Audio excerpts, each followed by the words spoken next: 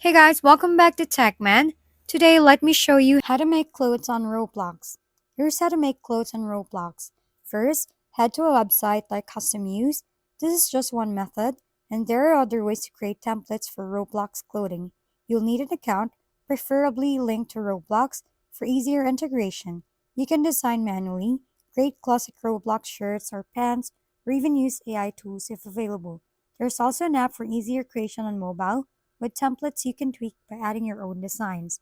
Once your design is ready and downloaded, open the Roblox app, tap More in the bottom right corner, go to Create, make sure you have a premium subscription as uploading clothing requires it. Navigate to Creations, then Avatar Items, select the appropriate category, classic clothing or accessories, upload your file, fill in the item details, and your clothing will be ready to wear or even sell.